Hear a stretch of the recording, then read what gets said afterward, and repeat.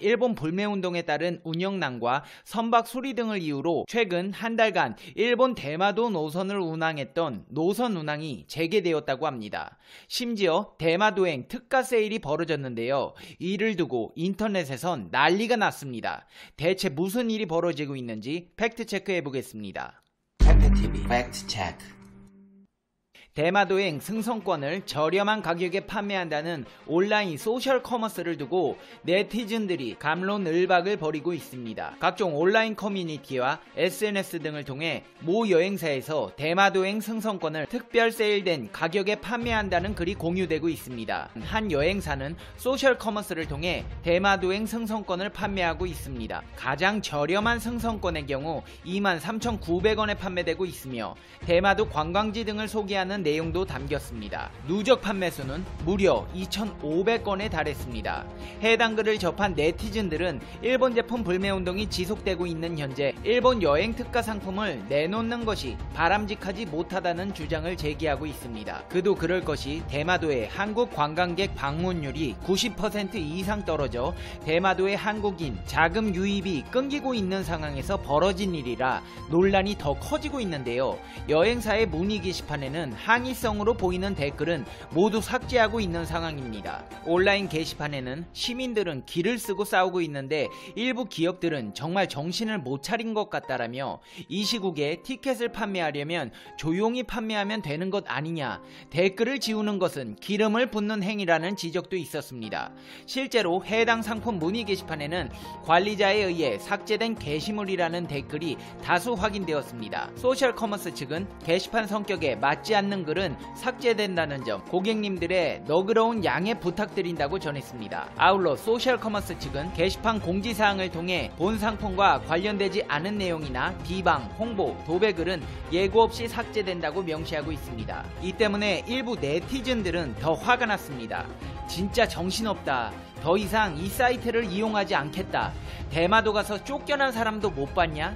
거기 가서 문전박대 당해도 하소연할 생각하지 말라는 의견들이 있었습니다. 반면에 이 상품을 구매한 것으로 보이는 사람들은 안 가면 그만이지 굳이 항의성 댓글을 게시해야 하느냐? 따지고 보면 영업방해에 해당하는 거 아니냐? 내가 내 돈 주고 가겠다는데 니들이 대체 무슨 상관이냐? 라는 의견도 개진되었습니다. 이렇게 대마도행 운행도 재개가 되었고 적은 수의 한국인들이 대마도를 찾고 있지만 예전의 명성을 되찾기엔 역부족입니다. 대마도는 일본 경제에 타격을 줄 수 없다. 그렇기 때문에 일본은 대마도에 신경도 안 쓴다는 일부 사람들의 주장이 무색하게 일본의 유력 언론지 마이니치 신문은 직접 대마도를 방문해 주민들의 목소리를 전했습니다. 인구 3만 명의 낙도 대마도를 지난해 방문한 한국인 관광객은 지난 10년간 10배 이상 증가했으며 그 인원은 41만 명이나 됐습니다. 하지만 나가사키현 서울 사무소에 따르면 지난 10월 대마도를 방문한 한국인 관광객은 전년 대비 90% 수준으로 감소했습니다. 마이니치 신문과 인터뷰한 대마도 기념품 가게 직원은 깨끗한 바다가 매력적으로 보인 모양인지 여름에는 가족 단위 한국인으로 붐볐다면서, 하지만 국가 특색인지 모르겠지만 한 번에 한국인 단체 관광객이 없어졌다고 토로했습니다. 그 와중에 한국인의 냄비 근성을 꼬집는 듯한 발언이 섞여 있어 눈길을 끄는 대목입니다. 대마도 주민들은 일본과 한국의 정치 분쟁 때문이니 기도하는 마음으로 한일 관계가 좋아지기를 기다릴 수밖에 없다고 말했습니다. 최근 대마도에는 한국인 관광객이 돌아올 때까지 시간이 걸릴 수도 있다는 우려가 나오고 있습니다. 나가사키현과 스시마시는 한국인 관광객이 지난 7월 이전 수준으로 회복되는 것은 당분간 어렵다고 보고 자국 내 관광객 유치에 힘을 쏟고 있습니다.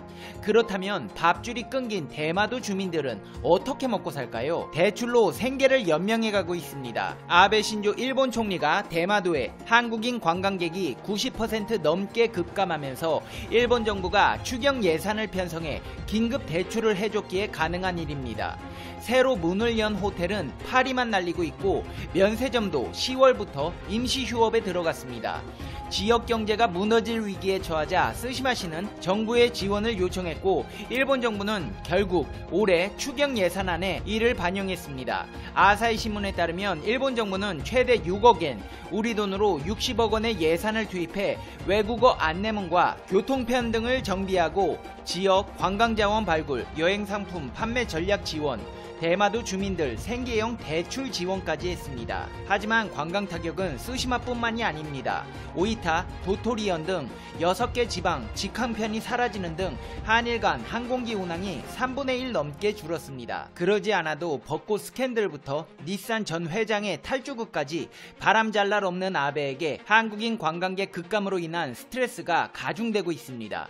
일본은 겉으론 태연한 척 외면하고 있지만 평소 술을 입에 대지도 않는다는 스가 관방장관이 최근 전통주까지 시음하며 관광 홍보에 나서는 등 실제로는 심한 소가리를 하고 있습니다. 경제 보복으로 인해 촉발된 최악의 한일 관계는 올해 관광객 4천만 명을 유치하려는 일본 정부의 목표 달성에 가장 큰 걸림돌이 되고 있는 상황입니다. 그렇다면 불매운동의 또 다른 상징 유니클로는 어떨까요?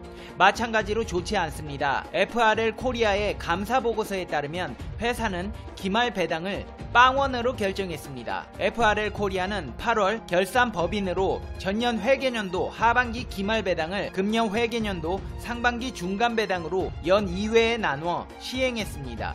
지난해 기준 연간 배당액은 1210억 원이었습니다. 그러나 지난해 7월 8월부터 시작된 불매운동의 영향으로 매출과 수익에 큰 영향을 받아 배당금이 한 푼도 안 나오는 상황이 되어버렸습니다. 그렇다면 아베는 한일 관계 개선하기 위해 무슨 대책을 세우고 있을까요? 생각할 정신 없습니다. 대신 일본 빠져나간 카를로스가 자신의 일본 탈출을 영화로 만든다고 해서 거기에 정신 팔려 있습니다. 지난달 갑작스레 일본을 탈출했던 카를로스 곤 전 르노 닛산 미쯔비시 연합 회장이 탈출 전에 미국 영화 제작자와 만나 자신의 법정 싸움을 영화화하는 문제를 논의한 것으로 알려졌습니다.